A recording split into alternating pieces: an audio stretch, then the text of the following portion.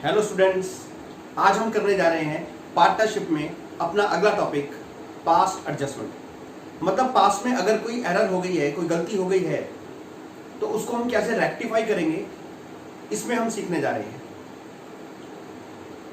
देखो, आपने 11th class के अंदर भी एरर वाला एक टॉपिक किया था, रेक्टिफिकेशन ऑफ एरर्स।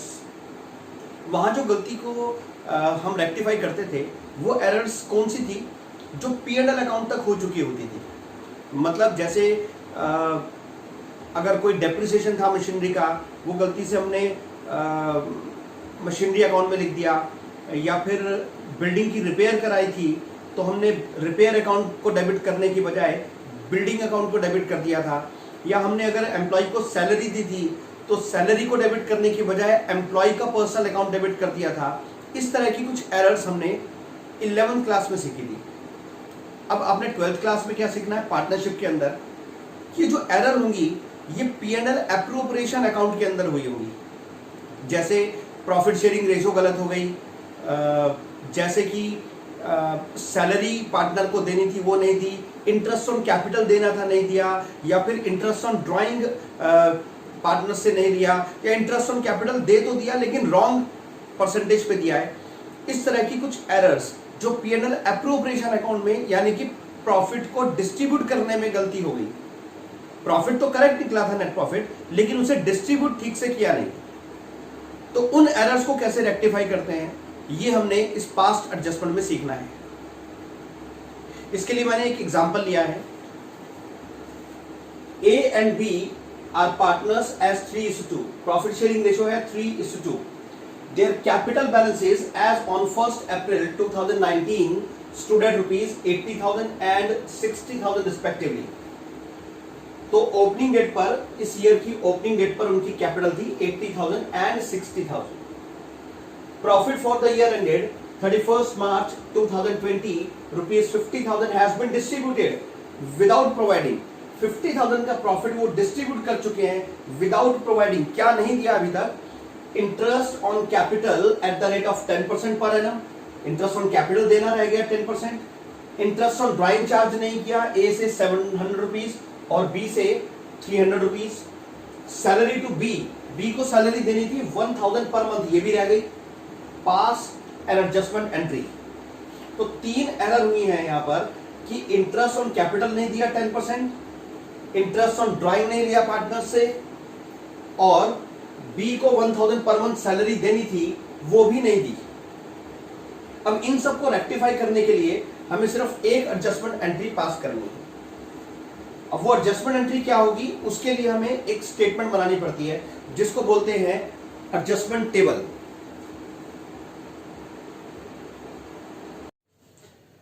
तो स्टूडेंट्स, ऐसे बनाएंगे एडजस्टमेंट टेबल। इस एडजस्टमेंट टेबल के अंदर लास्ट में कॉलम बनेगा फर्म का, ये फर्म का कॉलम, और उसके पहले जितने पार्टनर्स होंगे उतने कॉलम। यहां 2 ही पार्टनर्स हैं तो ए और बी के कॉलम बन गए, और ये कॉलम पर्टिकुलर्स का। जितने पार्टनर होंगे और फर्म, इन सबके कॉलम में 2-2 कॉलम और बनेंगे, debit credit debit credit debit credit. अब कैसे रेक्टिफाई करना है? एरर ये थी कि 50,000 का जो प्रॉफिट है वो डिस्ट्रीब्यूट कर चुके थे, लेकिन ये 3 पॉइंट थोड़े मिस हो गए थे।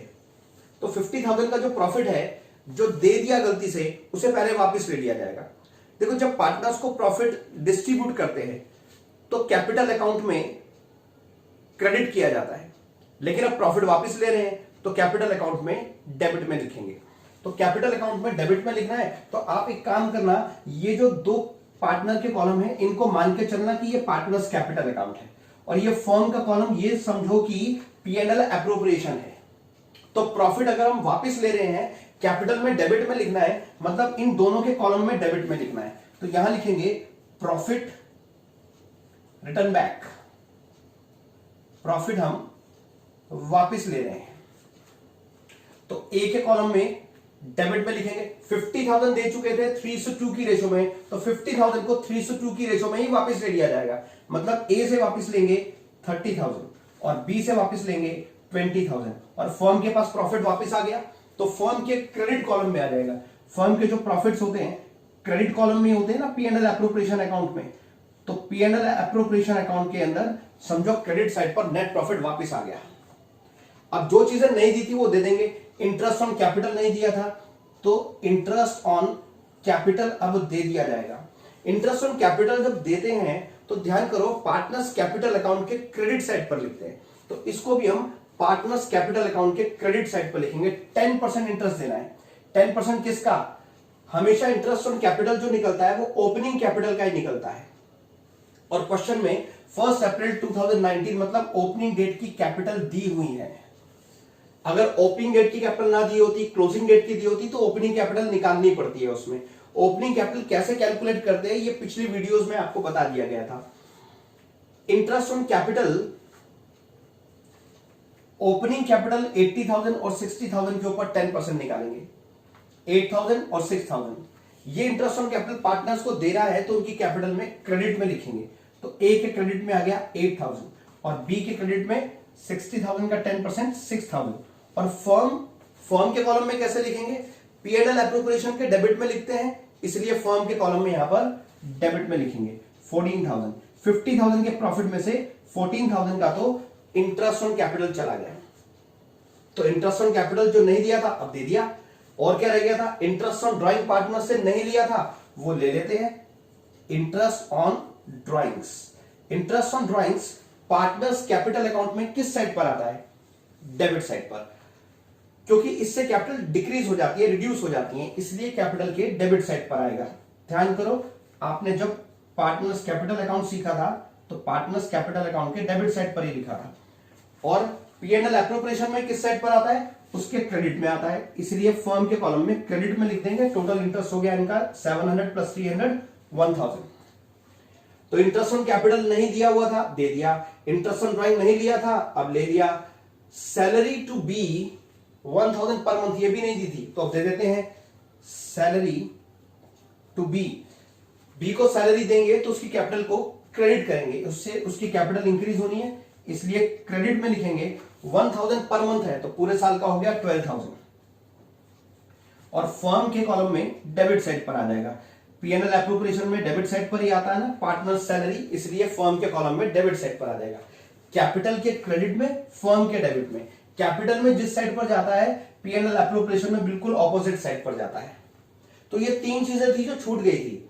तो पहले प्रॉफिट वापस लिया, ये तीनों चीजें दे दी, अब जो प्रॉफिट बचेगा वो पार्टनर्स में डिस्ट्रीब्यूट कर देंगे। देखते हैं प्रॉफिट कितना बचा। 50,000 का प्रॉफिट वापस लिया था, 1,000 का इंटरेस्ट ऑन ड्राइंग भी हो गया, तो टोटल प्रॉफिट हो गया 51,000। उसमें से 14,000 इंटरेस्ट ऑन कैपिटल दे दिया है, 12,000 की सैलरी दे दी है, तो प्रॉफिट अब बच गया है 25,000 का। 25,000 का प्रॉफिट अब बच गया है, तो इसको बोलेंगे profit to the firm. Profit to the firm. Firm का प्रॉफिट अगर 25,000 बचा है तो फर्म का प्रॉफिट तो पार्टनर्स में डिस्ट्रीब्यूट होगा प्रॉफिट शेयरिंग रेशो 3:2 में। तो 25,000 को 3:2 में, बचे हुए प्रॉफिट को 3:2 में ए और बी में डिस्ट्रीब्यूट कर देंगे। प्रॉफिट शेयरिंग रेशो है 3:2। तो कैसे मिलेगा इनको प्रॉफिट? जब प्रॉफिट दिया जाता है तो कैपिटल में क्रेडिट साइड पर लिखते हैं, इसलिए 15,000 और 10,000 ए और बी के कॉलम में क्रेडिट साइड पर आ जाएगा। जो एरर थी उसको रेक्टिफाई करने के लिए पार्टनर्स को इतने इतने अमाउंट से डेबिट और क्रेडिट करना है। मतलब ए को डेबिट करना है 30,700 से और बी को क्रेडिट करना है 23,000 से। ये दोनों काम करने हैं रेक्टिफाई करने के लिए। ए को डेबिट करना है 30,700 से और क्रेडिट करना है 23,000 से। तो दोनों काम नहीं करने की बजाय कुछ एक करना हो तो क्या करेंगे? मतलब इतने से डेबिट भी करना है, इतने से क्रेडिट भी करना है, तो दोनों काम करने की बजाय सिर्फ 7,700 से डेबिट ही कर दो ना, क्योंकि डेबिट ज्यादा है। डेबिट ज्यादा अमाउंट से करना है, क्रेडिट कम अमाउंट से करना है, तो मतलब आप डेबिट अमाउंट कर दो टोटल 7,700 से।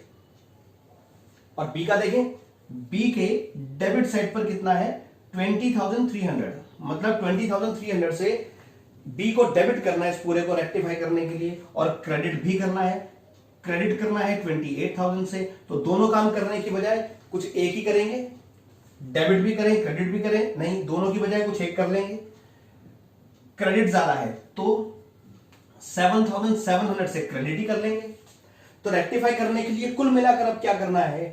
ए की कैपिटल को 7,700 से डेबिट करना है और बी की कैपिटल को 7,700 से क्रेडिट करना है, और टोटल दोनों साइड पर फर्म के कॉलम में तो सेम ही आता है 51,000। तो अब इसकी रेक्टिफाई एंट्री एक जर्नल का फॉर्मेट बनाकर यहां करनी पड़ेगी।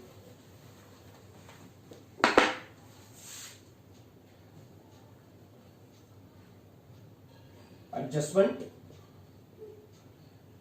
एंट्री,